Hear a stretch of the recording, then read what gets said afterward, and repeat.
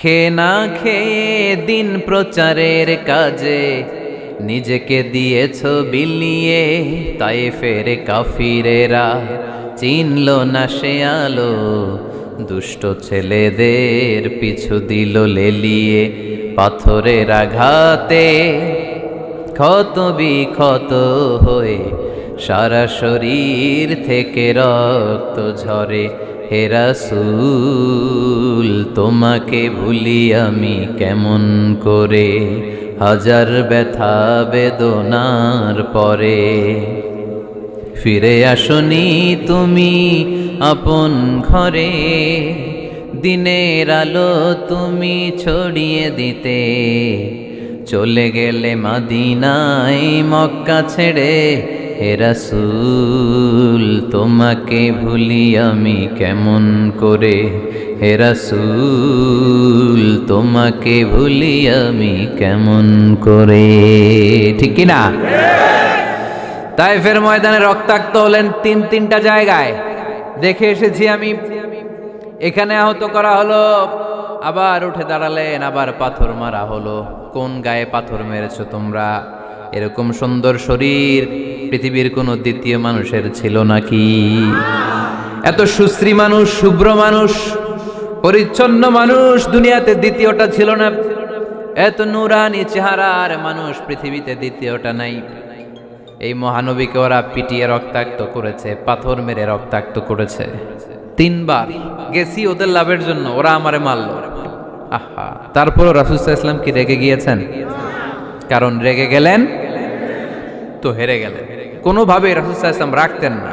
নিজের উপর অত্যাচার আসলে রাসূল সাল্লাল্লাহু আলাইহি ওয়াসাল্লাম রাগেন নাই। আনাস রাদিয়াল্লাহু তাআলা আনহু আল্লাহ রাসূলের খাদেম ছিল। উনি বললেন, কুনতু আমশি মা রাসূলিল্লাহ, আমি একবার রাসূল সাল্লাল্লাহু আলাইহি ওয়াসাল্লামের সাথে কোথাও যাচ্ছিলাম। ওয়া আলাইহি বুরদুন নাজরানি, তখন রাসূল সাল্লাল্লাহু আলাইহি ওয়াসাল্লামের গায়ে ছিল নাজরান থেকে আনা একটা চাদর। আপনারা চাদর পরেন না শীতকালে? রাসূল সাল্লাল্লাহু আলাইহি ওয়াসাল্লাম চাদর পরতেন। রাসূল সাল্লাল্লাহু আলাইহি ওয়াসাল্লাম নাজরান দেশ থেকে আনা একটা চাদর পরেছেন, গলিজুল হাশিয়া, যেই চাদরের এই কর্নারের ডিজাইনটা ছিল খসখসে। কি ছিল? হঠাৎ এক বেদুইন এসে রাসূল সাল্লাল্লাহু আলাইহি ওয়াসাল্লামের চাদর ধরে টান দিল। টান দেওয়ার সাথে সাথে রাসূল সাল্লাল্লাহু আলাইহি ওয়াসাল্লামের ঘাড়ের এই চামড়া ছিঁড়ে গেল। এই খসখসে যেহেতু ডিজাইন চাদরের, ওই খসখসে ডিজাইন ঘাড় আর কাঁধের এখানে যখন টান খেলো, ওই খসখসে ডিজাইনের দাগ বসে গেল, রাসূলের চামড়া ছিঁড়ে গেল ঘাড়ের। সে টান দিয়ে বলে, ইয়া মুহাম্মদ মুরলি মিন মালিল্লাহ। আসছে ভিক্ষা করতে, মূলত ভিক্ষা চাওয়ার ডিজাইন দেখছেন? যার কাছে ভিক্ষা চাবে চাদর ধরে টান। এসে বলে, বেদুইন তো, এদের মধ্যে সভ্যতা ছিল না। ইয়া মুহাম্মদ, ও মুহাম্মদ মুরলি মিন মালিল্লাহ, ও মুহাম্মদ আমার খাওয়ার মতো টাকা নাই, তুমি আদেশ করো বাইতুল মাল থেকে যেন আমারে কিছু টাকা দেয়। আসছে ভিক্ষা করতে। ভিক্ষা করতে আইসা চাদর ধরে দিছে টান, ঘাড়ের চামড়া ছিঁড়ে গেছে। রাসূল সাল্লাল্লাহু আলাইহি ওয়াসাল্লাম ব্যথা পেয়েছেন। ফালতাফাতা ইলাইহি রাসূলুল্লাহ, আল্লাহ রাসূল সাল্লাল্লাহু আলাইহি ওয়াসাল্লাম তার দিকে তাকালেন, তাকিয়ে ফাদহিক, একটা মুচকি হাসি দিলেন। আমি রাস্তা দিয়ে চাদর গায়ে দিয়ে হাঁটতেছি, এক ফকির আইসা কয়, ভিক্ষা দেন, টাকা দেন বলে আমার চাদর টান দিছে, আর ওই চাদরে আমার ঘাড়ের চামড়া ছিঁড়ে গেছে। কি করব আমি? আপনি কি করবেন? হ্যাঁ, কোনি? আচ্ছা, তা আমরা ঠিকই ওরে ধরে মাইট দিতাম, তাই না? আজকে ওর একদিন কে আমার একদিন, ভর্তা বানায় ফেলতাম ওরে পিটায় রাগের চোটে, ঠিক কি না? আল্লাহ রাসূল সাল্লাল্লাহু আলাইহি ওয়াসাল্লাম try to think about it, try to ponder on the story. এই moral of the story কি? রাসূল সাল্লাল্লাহু আলাইহি ওয়াসাল্লামের প্রফেটিক স্টোরি থেকে আপনাকে ভাবতে হবে। ভিক্ষা করতে এসে চাদর ধরে টান দিয়ে ঘাড়ের চামড়া ছিঁড়ে ফেলেছে, রাসূল তাকিয়ে মুচকি হাসি দিলেন। মুচকি হাসি দিয়ে বললেন, যাও বাইতুল মাল থেকে কিছু সম্পদ ধরে দিয়ে দাও।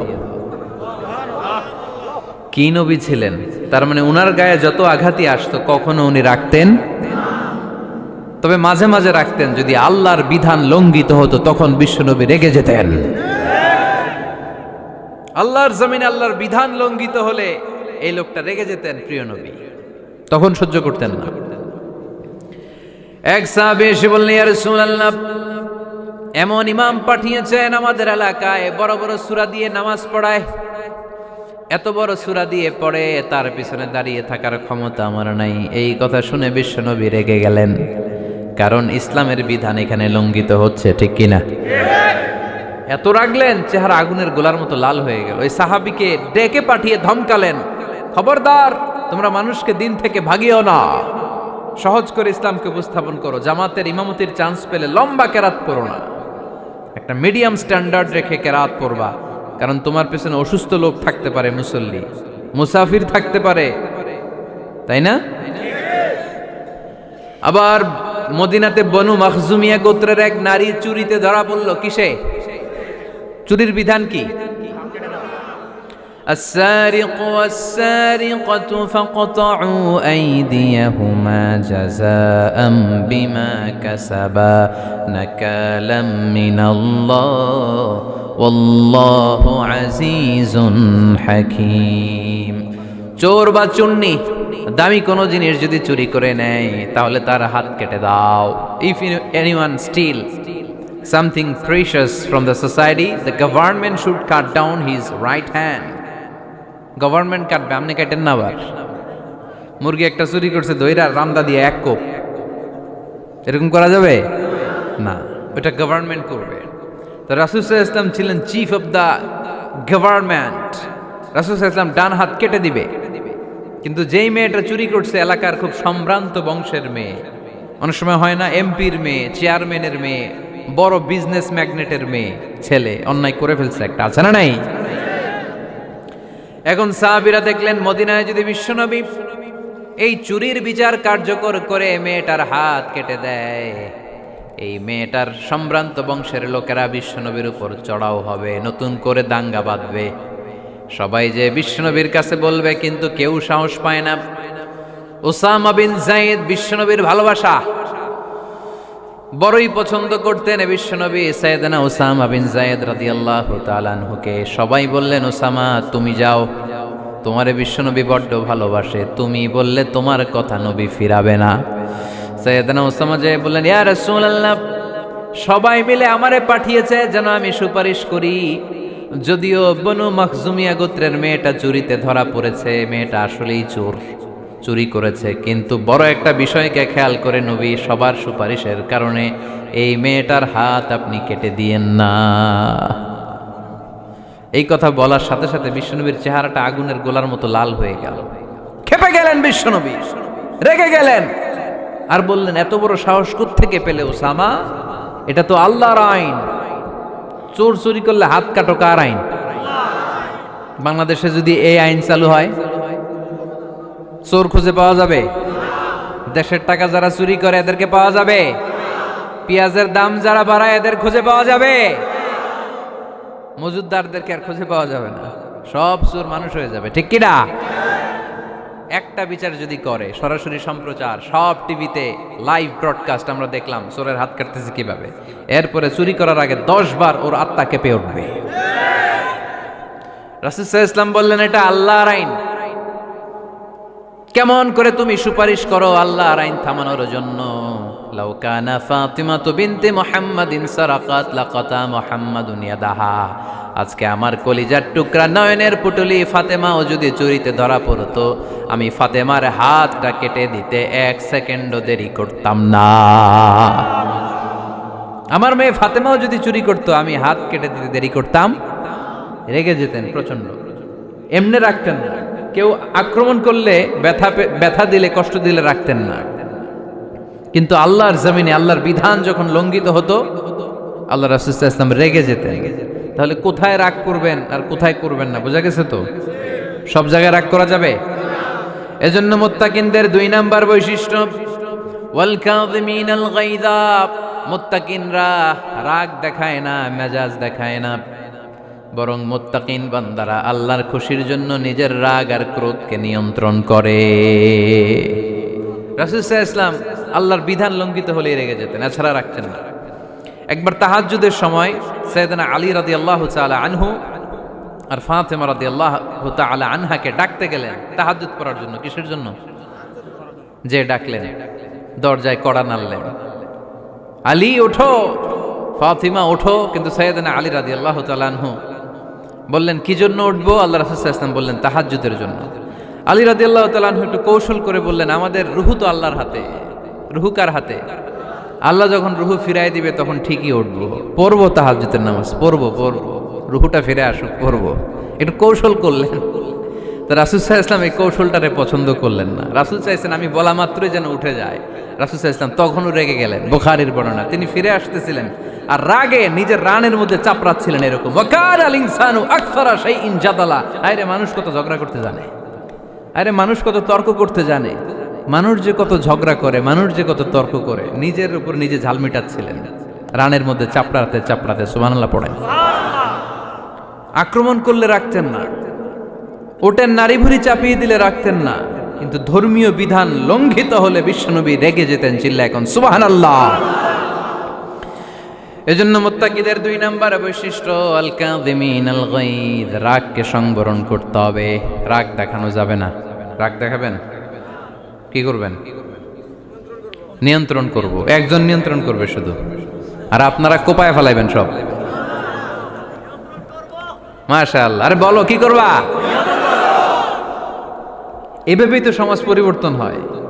শুনতে হবে তো আমার কথা, শুনতে হবে, জানতে হবে, দেন মানতে হবে। পরিবর্তনটা আস্তে আস্তে হয়। এই গুণে ধরা সমাজ এমনি নষ্ট হয় নাই, দীর্ঘদিনে নষ্ট হয়েছে। এটা ঠিক করতে হইলে আমাদের দীর্ঘ সময় লাগবে, দীর্ঘদিন লাগবে, অনেক ঘাম ঝরাতে হবে, অনেক পথ যেতে হবে, মাইলস টু গো। ঠিক কিনা? তাহলে রাগ দেখানো যাবে না। রাগকে কি করব? কন্ট্রোল করব। সবাই রাজি? যারা হাত তুলছিলা যে আমার রাগ বেশি, তোমাদের জন্য tips, how to control anger, কিভাবে রাগ কমাতে হয়। আল্লাহ রাসূল সাল্লাল্লাহু আলাইহি ওয়াসাল্লাম এটাও শিখাই দিছে। শুধু হুজুরে কইছে সুবহানাল্লাহ। সুবহানাল্লাহ বললে কি গুনাহ হবে? একবার সুবহানাল্লাহ পড়লে আকাশের জমিনের মাঝখানে সব ফাঁকা জায়গাটা সওয়াব দিয়ে ওই সওয়াব আল্লাহ আপনার আমলনামায় ঢুকায় দিবে। খুব চালাক এই এলাকার লোকেরা, সওয়াবের কথা শুই না, লাভ শুই না। সুবহানাল্লাহ, লাভ আছে যেখানে আমরা আছি। তো হাউ টু কন্ট্রোল অ্যাঙ্গার, কিভাবে রাগ থামাবো? যেহেতু মুত্তাকিনদের 2 নম্বর বৈশিষ্ট্য ওয়াল কাযিমিনাল গায়দ, মুত্তাকিদের বৈশিষ্ট্য তারা রাগকে নিয়ন্ত্রণ করে। আল্লাহ রাসূল শিখাই দিলেন, 4টা পদ্ধতি শিখালেন রাগ কমানোর। কয়টা মনে থাকবে? অ্যাপ্লাই করবো এগুলো, দেখবো আজকে থেকে রাগ কমে কিনা। পারা যাবে? 2 সাহাবী বিশ্বনবীর সামনে ঝগড়া লাগলেন, কথা কাটাকাটি, কথার পিঠে কথা, কথার নাম লতা। কথা বলতে বলতে ঝগড়া লাগতে লাগতে এক সাহাবী রেগে মেগে আগুন, মারামারির জন্য উদ্যত হলেন।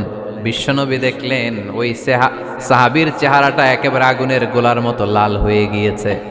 বিশ্বনবী বললেন, ইন্নী লা আ'লামু কালিমাতান, আমি এমন একটা বাক্য জানি, এই রাগান্বিত সাহাবী যদি এখন এই বাক্যটা পড়া শুরু করে দেয়, তার রাগটারে নিমিষেই ঠান্ডা বানাইয়া দিবে কে? ওই সাহাবী বললেন, ইয়া রাসূলুল্লাহ, কি সেই বাক্য আমারে শিখাইয়া দেন। বিশ্বনবী বললেন, পড়ো আউযু বিল্লাহি মিনাশ শাইতানির রাজিম। আবার পড়েন আউযু বিল্লাহি মিনাশ শাইতানির রাজিম। সুবহানাল্লাহ। রাগ কমানোর দোয়া, সহিহ হাদিস। ওই সাহাবী যদি এই বাক্যটা পড়ে তার রাগ কমে যাবে। বাক্যটা হচ্ছে আউযু বিল্লাহি মিনাশ শাইতানির রাজিম, বিতাড়িত শয়তানের কাছ থেকে আল্লাহর কাছে পানাহ চাচ্ছি, প্রোটেকশন চাচ্ছি। বলতে দেরি, রাগ থামতে দেরি হবে না। টিপস নাম্বার 1 মনে থাকবে তো? টিপস নাম্বার 2, বিশ্বনবী বললেন, ইযা গাদিবা আহাদুকুম ফালইয়াসকুত, তোমাদের যখন প্রচন্ড রাগ চলে আসে, বেশি যখন, প্রচন্ড যখন তোমরা রেগে যাও, তখন কথা বন্ধ করে চুপ হয়ে যাও। কি করতে হবে? চুপ, একেবারে চুপ। অনেকে রাগের সময় গড়গড় করে কি যেন বলতে থাকে, আছে না নাই?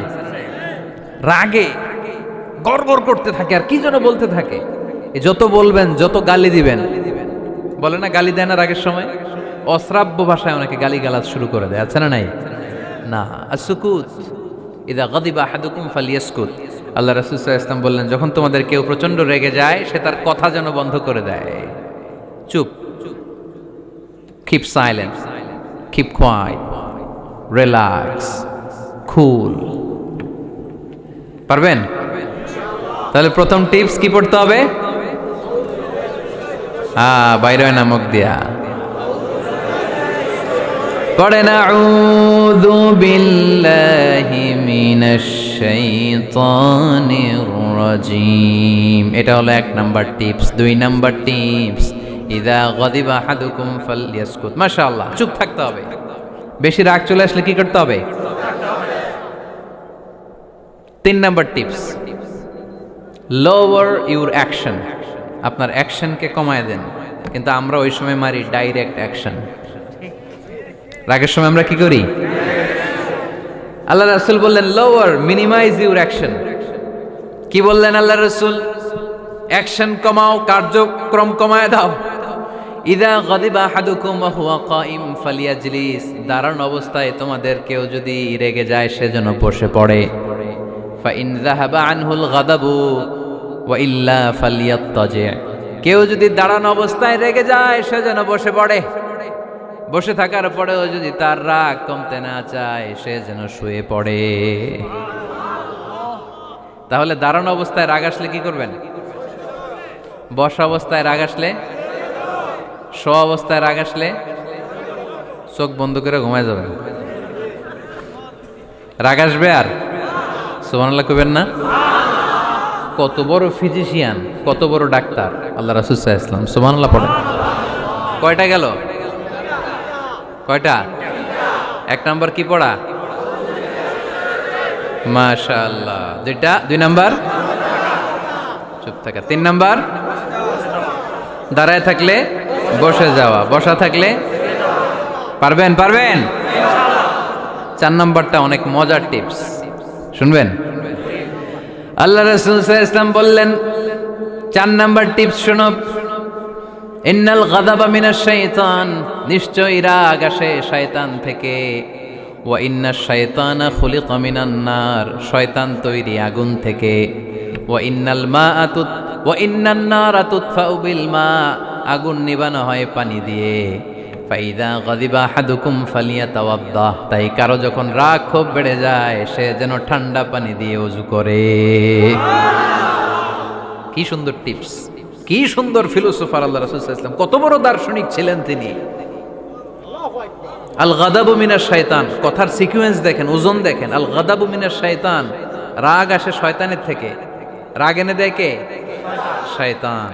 ওয়াশ শাইতানু খুলিকা মিনান নার। শয়তান তৈরি কি থেকে? আগুন থেকে। ওয়ান নারু তুতফাউ বিল মা। আগুন নিভায় কি দিয়ে? ফাইদা গাদিবা আহাদুকুম ফালিয়াতাওয়াদ্দা। তাই তোমাদের কেউ যখন রেগে যায় সে যেন পানি দিয়ে ওযু করে নেয়। পারবেন? ওযু করে ফেলবেন ঠান্ডা পানি দিয়ে। ঠান্ডা পানি মাথায় দিবেন, চোখে পানির ঝাপটা দিবেন। আপনার রাগকে ঠান্ডা করে দিবে কে? তাহলে আওয়াজ করে বলেন, রাগ কমানোর 1 নাম্বার ফর্মুলা কি? আউযু বিল্লাহি মিনাশ শাইতানির রাজীম। 2 নাম্বার চুপ থাকা। 3 নাম্বার বসে পড়া, শুয়ে পড়া। 4 নাম্বার ওযু করা। 4 নাম্বার। এই 4টা পদ্ধতিতে আপনি রাগ কমাতে চাইলে আপনার রাগ কমাই দিবে কে? এজন্য আল্লাহ বললেন, আমার মুমিন বান্দার 2 নাম্বার গুণ, তারা রাগকে নিয়ন্ত্রণ করে। আল্লাযীনা ইউনফিকুনা ফিস সাররাই ওয়াদ দাররাই ওয়াল কাযিমিনাল গায়য। আমার মুত্তাকিন বান্দাদের প্রথম গুণ সুখে দুঃখে দান করে। মনে আছে? 2 নাম্বার গুণ কি? রাগকে নিয়ন্ত্রণ করে। 3 নাম্বার গুণ হচ্ছে ওয়াল আফিনা আনিন নাস। মানুষকে ক্ষমা করে দেয়। মানুষকে কি করে? আমরা তো ক্ষমা করি না। হ্যাঁ, দইরা আবুইটালা মানে কি? এটার মিনিং কি? ফিশালায়। হ্যাঁ, কি করে? আইকালায়, আইজালায়, আইকালা, আইকালা আঞ্চলিক শব্দ। আঞ্চলিক শব্দগুলো অনেক সুন্দর, এক এক জেলা এক এক রকম। তার মানে আমরা ক্ষমা করতে চাই না, আমরা দইরা আইক্যালাই। তার মানে আমরা রাগ ঝাড়ি আর কি, ভিতরে যে ক্ষোভ জমা থাকে এগুলো ঝাড়ি, আমরা ক্ষমা করতে চাই না। কিন্তু ভাই মোত্তাকি যদি হতে চান আপনাকে ক্ষমা করে দিতে হবে। কি করবেন? কি করবেন? ক্ষমা করে দেন। আচ্ছা একটু আওয়াজ করে উত্তর দেন। আমরা আল্লাহর কাছে এই যে পাপ করি, অন্যায় করি, মাফ চাই না? ক্ষমা চাই না? আল্লাহ আমাদেরকে ক্ষমা করুক এটা আমরা চাই কি চাই না? আল্লাহ আমাদেরকে ক্ষমা করুক এটা আমরা চাই, কিন্তু আমরা আমাদেরকে ক্ষমা করতে পারি না। যদি আল্লাহর কাছে ক্ষমা পেতে চান তাহলে আগে নিজেরা নিজেদেরকে ক্ষমা করে দেন। আল্লাহ ভুল করছি, আল্লাহ মাফ করে দাও, ক্ষমা করো। আমি ক্ষমা চাইতেছি কিন্তু আমি ক্ষমা করি না আরেকজনকে। তো তুমি ক্ষমা করো না, তুমি ক্ষমা চাও কোন সাহসে? মা যাদাল্লাহু আবদান বিআফবিন ইল্লা ইজ্জান। আল্লাহর হাবিব ফরমান, কোন বান্দা যদি অন্য বান্দারে ক্ষমা করে দেয় আল্লাহ ওই বান্দার মর্যাদা বাড়িয়ে দেয়। ওয়া ইন তা'ফু ওয়া তাসফাহু ওয়া তাগফিরু ফাইন্নাল্লাহা গফুরুর রহিম। তুমি যদি অন্যরে মাফ করে দাও, তুমি যদি অন্যের ভুল ক্ষমা করে দাও, তোমার ভুলগুলোও ক্ষমা করে দিবে কে? আল্লাহুম্মা ইন্নাকা আফুন কারীম। কদরের রাত্রে আমরা পড়ি আল্লাহ তুমি ক্ষমাশীল, তুহিব্বুল আফওয়া, ক্ষমা করাকে তুমি ভালোবাসো। ফাআফু আন্নি, আল্লাহ তুমি আমারে ক্ষমা করে দাও। আল্লাহর ক্ষমার জন্য দিনরাত চোখের পানি ছেড়ে আমরা কাঁদি, কিন্তু অন্যরে ক্ষমা করতে চাই না। কথাটা বুঝতে পারছেন? আমরা আল্লাহর ক্ষমা চাই, কিন্তু আমরা আমাদেরকে ক্ষমা পেতে হলে আগে ক্ষমা পেতে হলে আগে ক্ষমা। মনে থাকবে তো? আমরা আসলে অতীতকে বয়ে বেড়াই, অতীতকে ভুলতে চাই না। কোন বছর কে আমারে মারছিল ওইটারে মনে রাখছি, কোন 20 বছর আগে আমারে অপমান করছিল মনে রাখছি, তোরেও আমি অপমান করুম।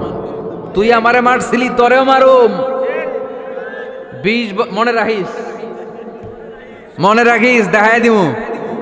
তো এই যে এই দেখেন, খেয়াল করে দেখেন, 20 বছর আগে কোথায় আমার অপমান করছিল ওইটা আমি ভুলি নাই, মনে রাখিয়া দিছি। তার মানে 20 বছর ধরে এটা জ্বলতেছে এদিকে। ক্ষতি কি আমার না অন্য কারো? এগুলো ভিতরে জ্বলে, প্রতিহিংসার আগুন আপনারে জ্বালিয়ে দিবে, প্রতিশোধ নেয়ার আগুন দিনকে দিন আপনারে জ্বালায়। আপনি যদি একদিন ওরে অপমান করেন, মারেন, ও একদিন জ্বলবে, মরবে, কিন্তু প্রতিদিন আপনি জ্বলবেন। চিল্লা এখন ঠিক কিনা? রাসূল সাল্লাল্লাহু আলাইহি ওয়াসাল্লাম ক্ষমা করে দিতেন। মক্কা বিজয়ের দিন সব কাফির মুশরিক গুলো আল্লাহ রাসূল সাল্লাল্লাহু আলাইহি ওয়াসাল্লামের পায়ের সামনে থার থার করে কাঁপছিল। সবাই ভেবেছে আমরাও যেরকম পাষাণ, মুহাম্মদ মনে হয় তাই করবে, আমাদেরকে এবার কচুকাটা করবে।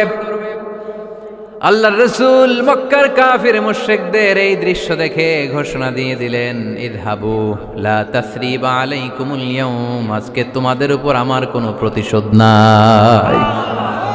ইযহাবু ফাআনতুমুত তালাকা, আমি তোমাদেরকে স্বাধীন করে দিলাম। ঐতিহাসিকরা বিশ্বনবীর এই বিশাল দিলদরিয়া দেখে অবাক হয়েছে।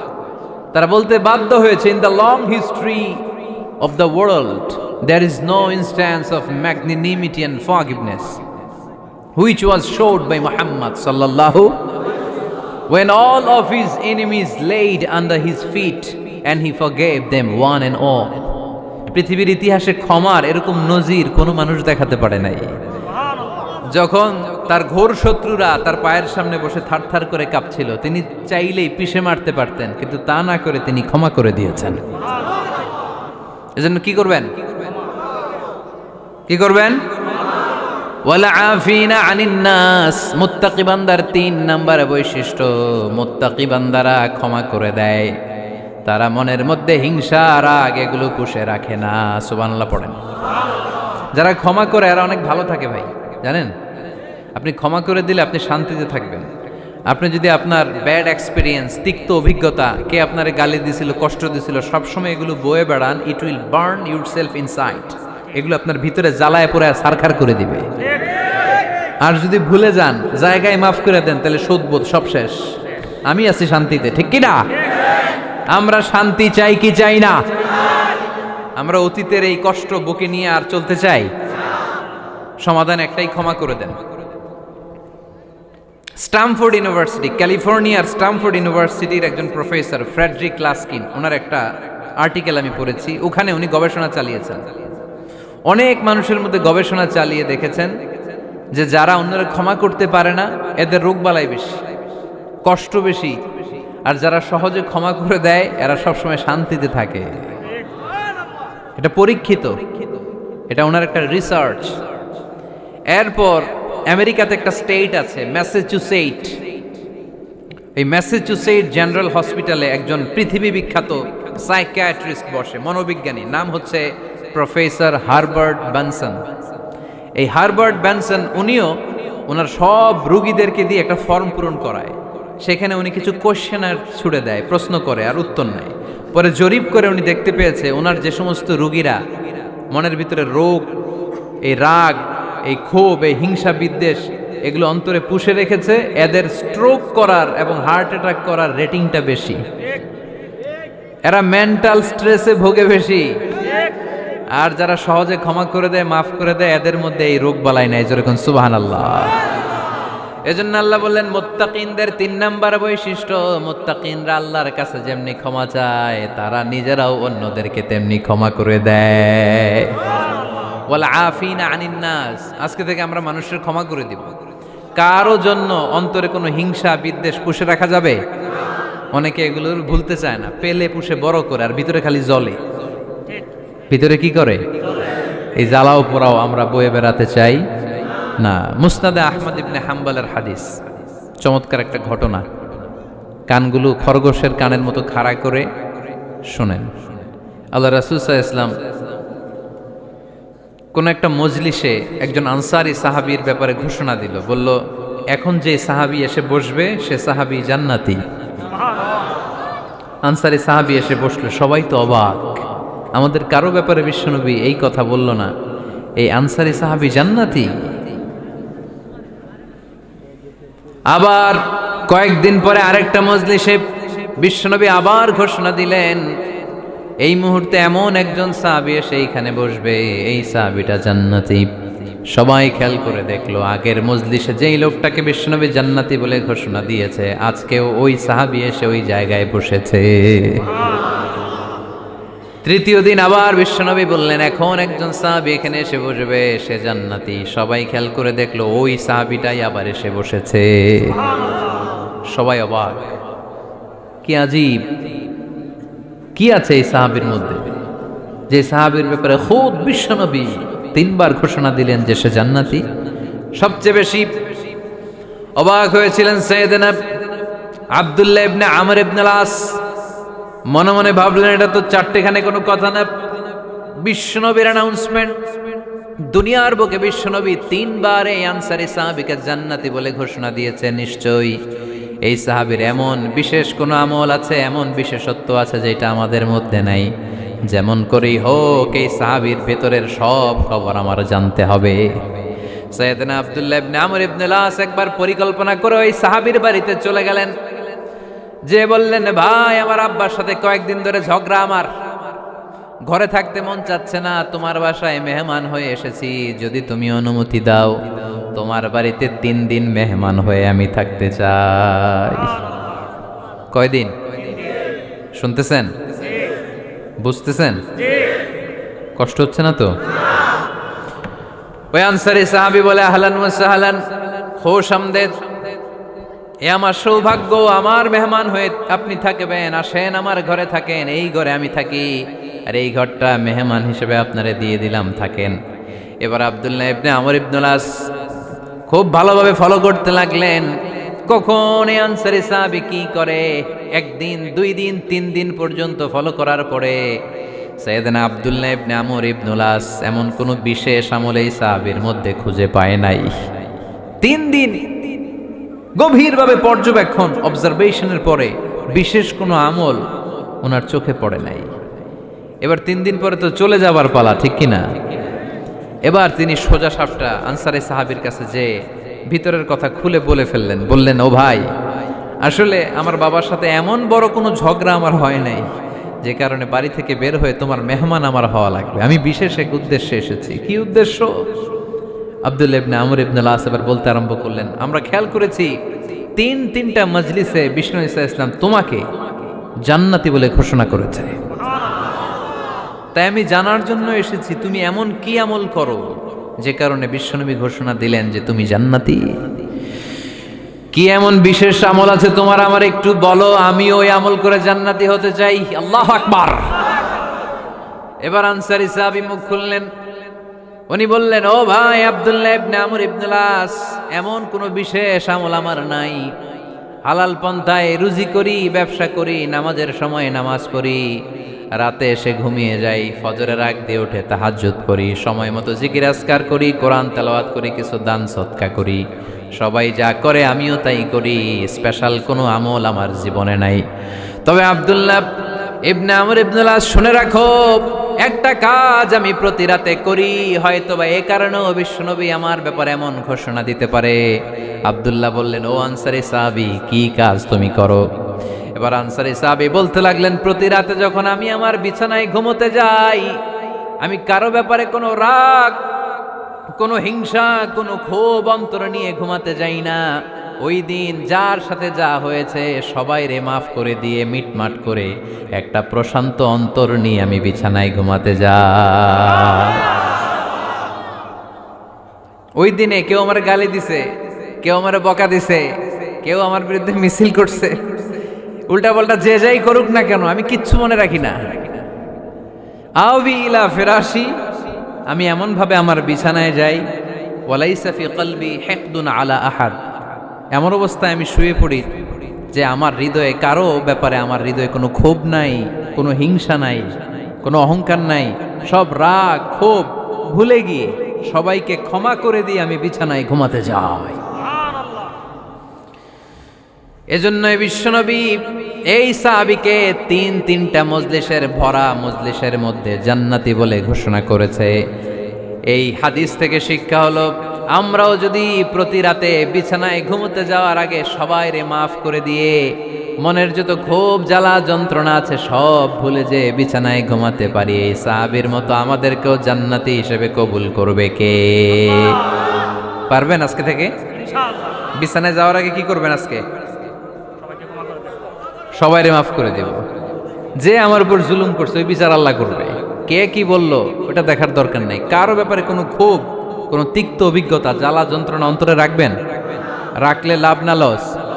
এটা আরো জ্বালা দিবে আমারে, এটা আরো ভেতর থেকে কষ্ট দিবে। It will burn me inside, ভিতরে জ্বালিয়ে পুড়িয়ে শেষ করে দিবে। এগুলো বয়ে বেড়াতে চাই না আমি সব মাফ করে দিতে চাই। চিল্লায় বলো ঠিক কিনা? এজন্য আল্লাহ বললেন, আমার মুত্তাকিন বান্দাদের 3 নাম্বার বৈশিষ্ট্য, তারা অন্যের প্রতি রাগ ক্ষোভ অন্তরে পুষে রাখে না। অন্তরে রাগ ক্ষোভ জ্বালা পেলে পুষে রাখে না, বরং সবাইকে মুত্তাকি বান্দারা ক্ষমা করে দেয়। পারা যাবে? কি করবেন? ক্ষমা করব। কি করবেন? 3টা গেল, আর কয়টা? 2 মিনিটে শেষ করে দেবেন ইনশাআল্লাহ। মোট মুত্তাকিনদের বৈশিষ্ট্য কয়টা? হ্যাঁ, গেছে কয়টা? 1 নম্বরটা কি ছিল বলেন?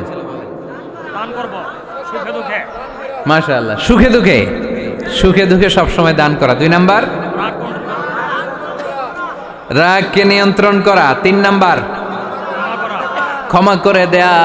এই কাজগুলো যারা করে তাদেরকে আল্লাহ পছন্দ করে। আল্লাহ বললেন, ওয়াল্লাহু ইউহিব্বুল মুহসিনিন, অন্যের প্রতি যারা ইহসান করে তাদেরকে পছন্দ করে কে? আল্লাহ। মুত্তাকিনদের 4 নাম্বার বৈশিষ্ট্য, আল্লাযীনা ইযা فعلوا فاحشة أو ظلموا أنفسهم ذكروا الله فاستغفروا لذنوبهم ومن يغفر الذنوب إلا الله سبحان الله। 4 নাম্বার বৈশিষ্ট্য, মুত্তাকিরা যদি কোনো অশ্লীল কাজ করে, অশ্লীল কাজ হয়ে যেতে পারে না? যুবক ভাইরা, তোমাদের ওয়াজ, ভুল হইতে পারে। ভুল করে পরকীয়ায় জড়ায় গেছো, বিবাহ বহির্ভূত সম্পর্কে জড়ায় গেছো, খারাপ সম্পর্কে জড়ায় গেছে কেউ, অশ্লীল কাজ করে ফেলছে, ব্লু ফিল্ম দেখে ফেলছে, নিজের উপর নিজে জুলুম করে ফেলছে, ক্ষমার দরজা মনে হয় বন্ধ। হ্যাঁ, খোলা আছে না নাই? আল্লাহ বললেন আল্লাযীনা ইযা ফাআলু ফাহিশাতান আও যালামু আনফুসাহুম, মুত্তাকিনরা যেহেতু মানুষ, ভুল তাদের হতেই পারে, ভুলের ঊর্ধ্বে কেউ না, ঠিক কি না? মুত্তাকিনরা যদি ভুল করে ফেলে, অন্যায় করে ফেলে, অশ্লীল কাজ করে ফেলে, স্মরণ হওয়া মাত্রই যাকারুল্লাহ, তারা আল্লাহর স্মরণ করে। They return back to their lord, তারা আল্লাহর দিকে ফিরে আসে, তারা পাপের জন্য অনুতপ্ত হয়। কারণ সবাই পাপী, কথা কন। পাপ করেন নাই এরকম আল্লাহর ওলি কারা কারা দেখি? পিছনেও নাই। পৃথিবী না জানো আমি তো জানি, পৃথিবী না জানুক আমি তো জানি, আমি কি পাপ করেছি হায়। সবার জানা আছে না? পাপ আছে না নাই? আমার পাপের করলে বিচার, বাচার আমার নাই উপায়, দয়াময় প্রভু মাফ করো আমায়, মাফ করো আমায়। পড়েন আমিন। তার মানে মুত্তাকিনদের 4 নাম্বার বৈশিষ্ট্য, মুত্তাকিরা যদি কোনো পাপ করে ফেলে যাকারুল্লাহ, সাথে সাথে স্মরণ করে কারে? অনুতপ্ত হয়। ফাস্তাগফারু লিযুনুবিহিম, তারা তাদের পাপের জন্য আল্লাহর কাছে ক্ষমা চায়। ভুল আমাদের হতে পারে, সবাই পাপী, পাপীর ঘরের পাপী, ঠিক কিনা? আমি পাপী, আমার বাবা পাপী, আমার দাদা, আমার 14 গোষ্ঠী পাপী।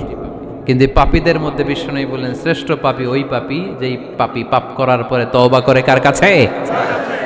মুত্তাকিদের ভুল হতে পারে, যেহেতু মানুষ, যদি ভুল করে ফেলে তারা অনুতপ্ত হয়, আল্লাহর কাছে ক্ষমা চায়, কারণ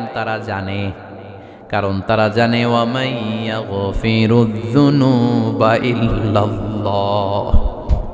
মুত্তাকিরা জানে আল্লাহ ছাড়া ক্ষমা করার কেউ নাই। আমাদেরকে মাফ করে কে? ক্ষমা করে কে?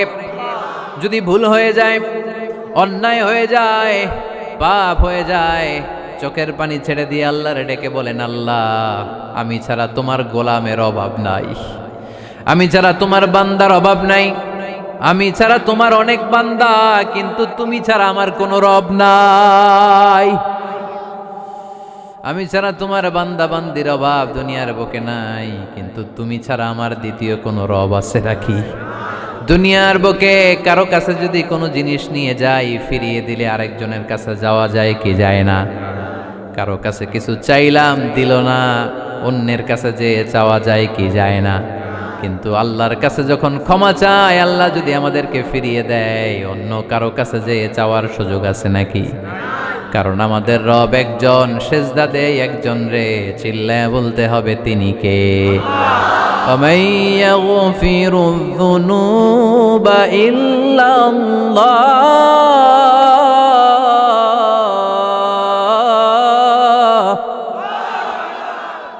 وَمَن يَغْفِرُ الذُّنُوبَ إِلَّا اللَّهُ।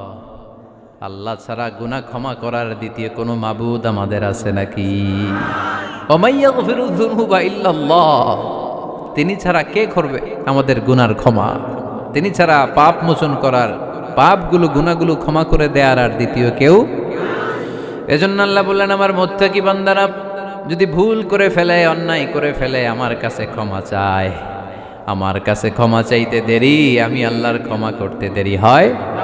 তাহলে পাপ হলে, ভুল করে অন্যায় করলে ক্ষমা চাবো কার কাছে? 4টা গুণের কথা বললাম, কয়টা?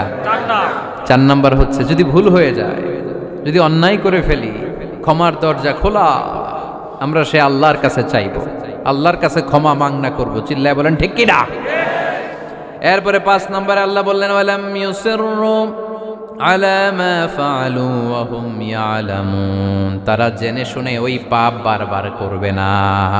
সুবহানাল্লাহ পড়েন। ভুল একটা হয়ে গেছে, ক্ষমা চাইলাম, সকালে খাদ্যে ভেজাল দিছি, বিকালে মাফ চাইলাম, আল্লাহ ভুল করে ফেলছি মাফ করে দাও। এরপরের দিন দোকানে যে আবার ভেজাল মিশাইলাম, আবার মাফ, এরপরের দিন আবার মাফ, আল্লাহ মাফ করবে? সকালবেলায় ওজনে কম দিলাম, বিকালে মাফ চাইলাম, আল্লাহ ভুল হয়ে গেছিল ক্ষমা করে দাও, এরপরের দিন দোকানে যে আবার ওজনে কম দিলাম, আবার রাত্রিবেলা মাফ চাইলাম, তারপরের দিন আবার কম দিলাম, আবার মাফ চাইলাম। এরকম করলে মাফ করবে নাকি? ওয়ালাম ইউসিররু আলা মা ফাআলু ওয়া হুম ইয়ালামুন, জেনে বুঝে ওই পাপ কাজ আর করবে না। কালে ভদ্রে দুই একবার ভুল অন্যায় পাপ হয়ে যেতে পারে, কিন্তু মুমিনরা কি ওটা কন্টিনিউ করে? মুত্তাকিনরা কি ওটা বারবার চালিয়ে যায়? বারবার চালালে এটা আল্লাহর সাথে গেম খেলা হয়, ঠিক কি না? সকালে আল্লাহর ওই একটা, বিকালে আজকে একটা, কালকে এমনটা করা যাবে?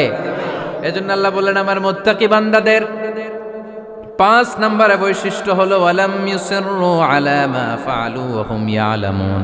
ওয়ালাম ইউসিররু, তাফসীর ইবনে কাসীরে এর তাফসীর এসেছে ওয়ালাম ইস্তামিররু আলা মা ফাআলু ওয়া হুম ইয়ালামুন, জেনে বুঝে যেই ভুল কাজ করে ফেলছে এটা বারবার করে না।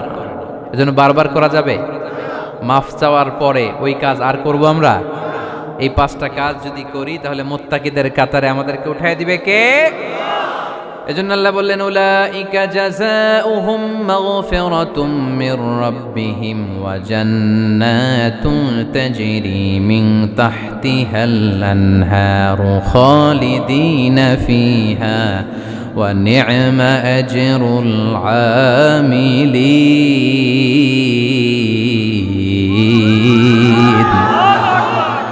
আল্লাহ বললেন আমার মুত্তাকি বান্দাদের এই 5টা বৈশিষ্ট্য যদি কারো মধ্যে থাকে তাদেরকে আমি ক্ষমাও করে দেব, জান্নাতও দিয়ে দেব।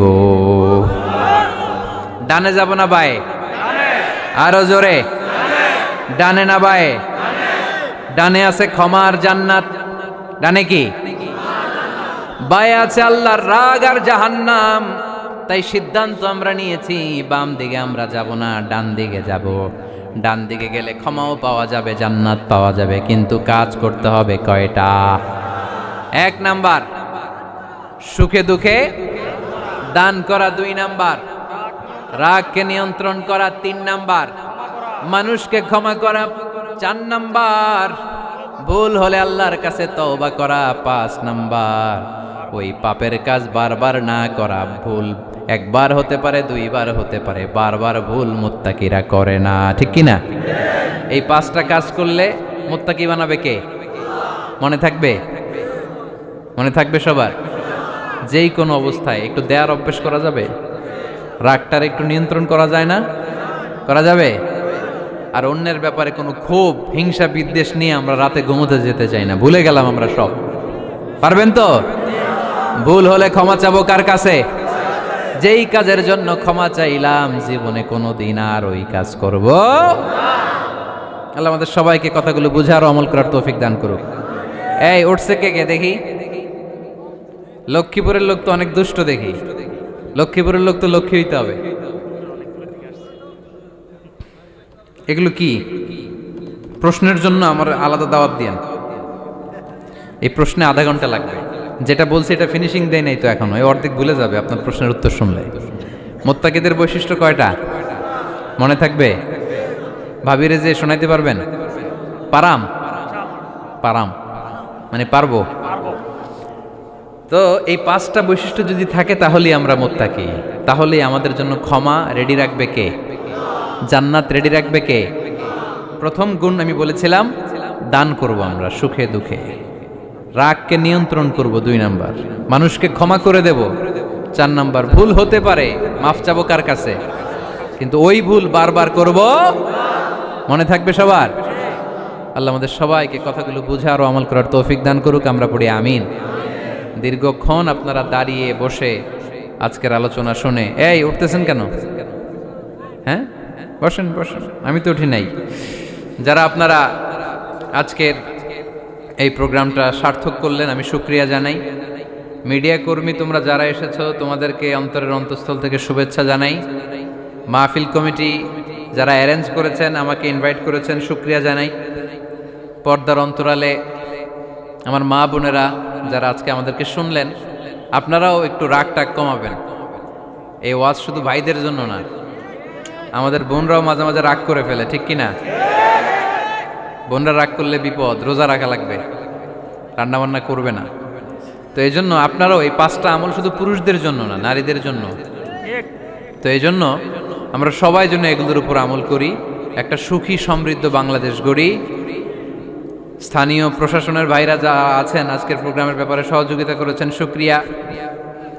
জনপ্রতিনিধি যারা আছেন তাদেরকে শুকরিয়া। আপনারা সবাই ভালো থাকেন, সুস্থ থাকেন, সুন্দর থাকেন।